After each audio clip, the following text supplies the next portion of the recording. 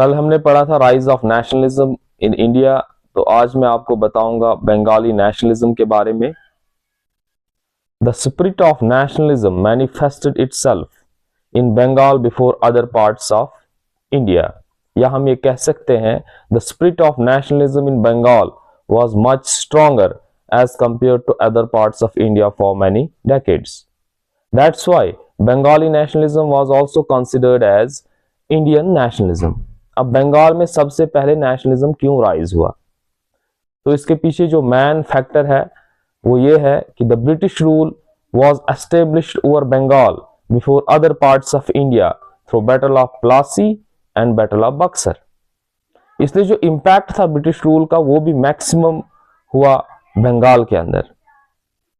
As we have already read that rise of the nationalism was the child of British rule in India, तो जहां पर British rule का impact maximum था तो वहीं पर राइज ऑफ नेशनलिज्म ज्यादा हुआ, वहां का नेशनलिज्म स्ट्रॉन्गर था as compare to other parts of country. चाहे वो पॉजिटिव इम्पैक्ट हो या नेगेटिव इम्पैक्ट हो, तो इम्पैक्ट जो है सबसे ज्यादा हुआ बंगाल के ऊपर। अब हम कुछ नेगेटिव इम्पैक्ट्स की बात करते हैं। The colonial character of British rule was most extensive in Bengal as compare to other parts of India.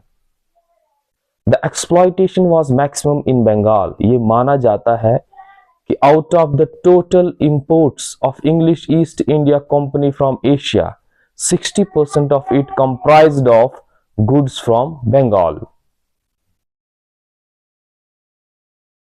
तो इसी वजह से क्या हुआ, एक्सप्लॉयटेशन जब मैक्सिमम थी तो anti British sentiments were also maximum among the masses of Bengal. अब हम पॉजिटिव इंपैक्ट की बात करते हैं। The British established modern political, administrative and judicial system in India. They carried out the educational reforms in the form of modern western education. तो growth of press भी अच्छा खासा था बंगाल में। तो all these factors led to the emergence of a new middle class, and this new middle class become the flag bearer of nationalism in Bengal.